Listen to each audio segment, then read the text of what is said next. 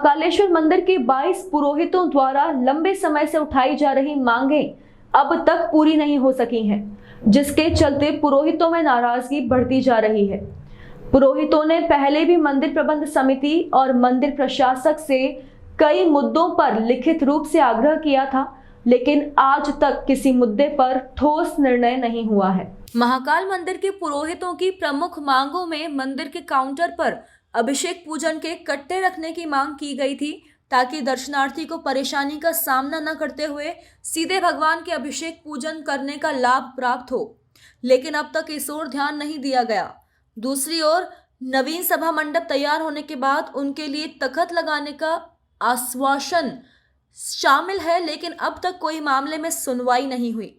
पुरोहित on द्वारा यह भी मांग की गई थी कि मंदिर एक्ट के तहत उन्हें पदनाम मिले, लेकिन अब तक उन्हें उनके पद के अनुरूप नाम नहीं दिया गया है।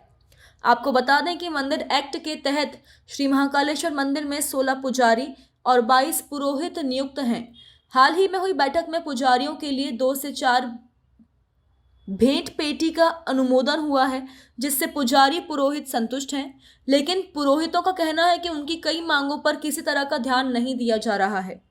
पुरोहितों ने स्पष्ट किया है कि यदि उनकी समस्याओं का समाधान जल्द नहीं हुआ तो वे मुख्यमंत्री से मुलाकात कर अपनी मांगें सीधे उनके समक्ष रखेंगे।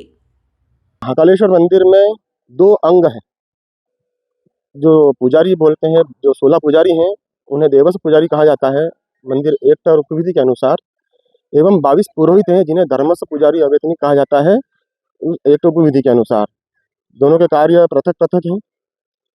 जो हमें भी मीडिया के माध्यम से ज्ञात हुआ कि उस प्रबंध समिति की बैठक में 2 पेटी से 4 पेटी में से अंश प्राप्त करने के लिए अनुमोदित किया गया, वो केवल पुजारियों का प्राप्त होता है और इसमें हम लोगों को बहुत हर्ष है, प्रसन्नता का विषय है।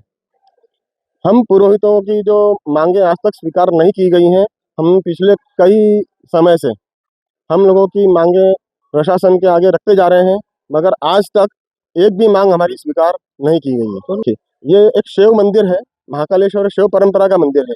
यहाँ पर शैव परंपरा में अभिषेक पूजन का महत्व है उस देवस्थान का। तो जो महाकालेश्वर बाबा में जितने भी दर्शनार्थी आते हैं, वो जो अभिषेक पूजन कराना चाहते हैं, उन लोगों के लिए मंदिर समिति द्वारा रसीद कटाई जाती है और वो रसीद पर हम 22 पुरोहितों के ही नाम क्रमवार आते हैं, जो जो जिसके माध्यम से हम लोग वह अभिषेक पूजन का कार्य संपन्न कराते हैं।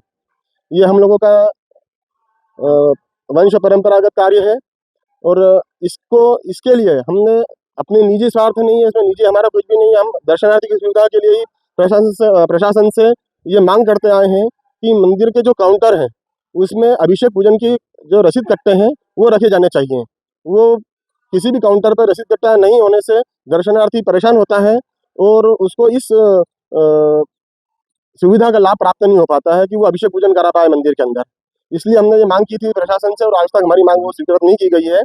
दूसरी हमारी ये थी कि दर्शनार्थी की सुविधा के लिए कि उसको भटकना नहीं पड़े, वो हमारे स्थान पर आकर के हमसे संपर्क कर ले रसीद कटा करके। तो हम लोगों के स्थान सभा मंडप में तख्त लगे हुए थे, तो वो तख्त भी हम लोगों के नवीन सभा मंडप निर्माण के उन्होंने मौखिक हमको आश्वासन दिया कि नवीन सभा मंडप बनने के बाद में हमारा तख्त पुनः वहीं रख दिए जाएंगे, मगर आज तक वो तख्त हमारे वहाँ पर नहीं रखे गए हैं। ये भी हमारी एक मांग हमने प्रशासन से की हुई थी, जो आज तक अभी तक स्वीकृत नहीं हुई है।